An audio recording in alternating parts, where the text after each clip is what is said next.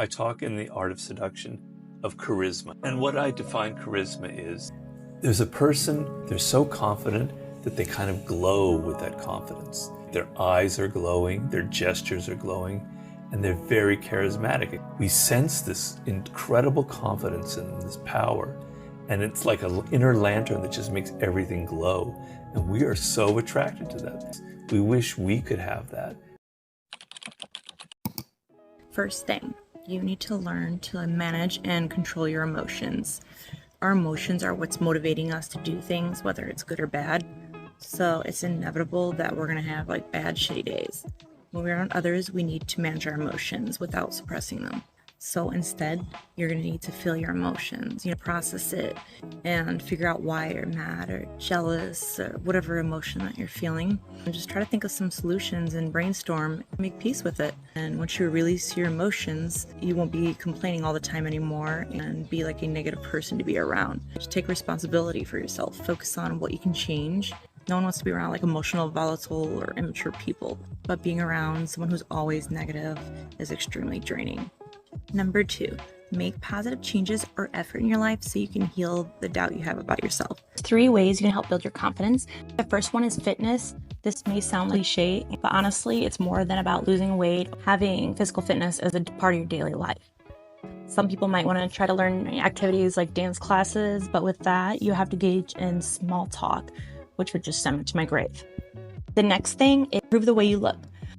Doesn't mean though that you need to be skinny or beautiful. You have to be confident in how you look, play up like your best qualities. Next thing, conversation.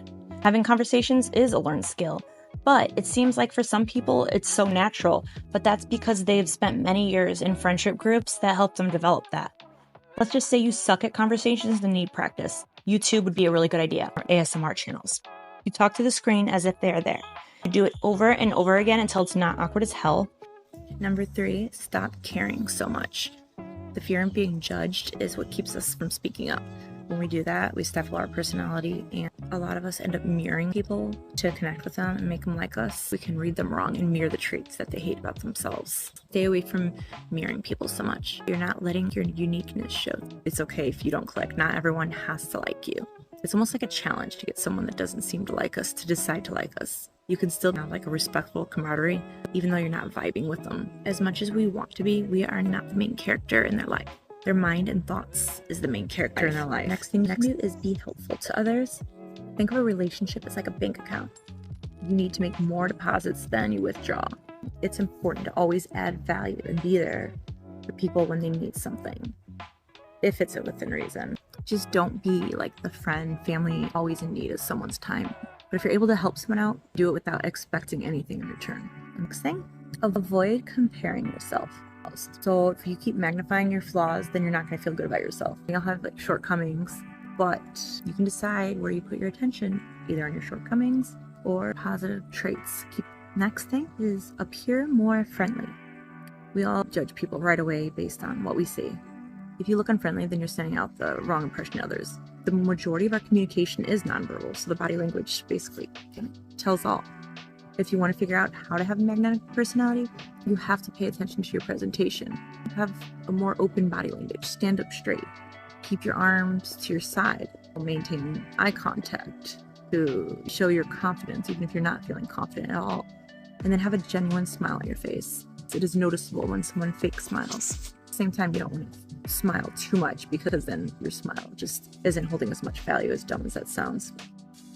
Be curious about others. Because why? Because everybody loves to talk about themselves. We all have this desire to feel important. That's why we like people who pay attention to us.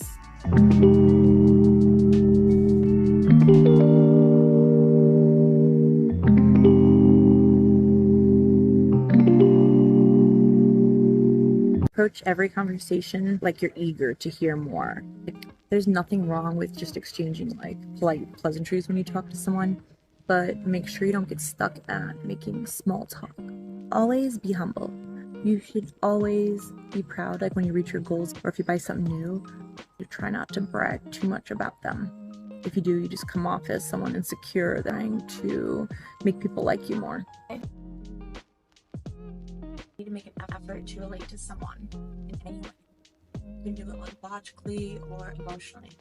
If you know a lot about like a topic that's being discussed, then you can connect that way. Share your personal experiences with that as well.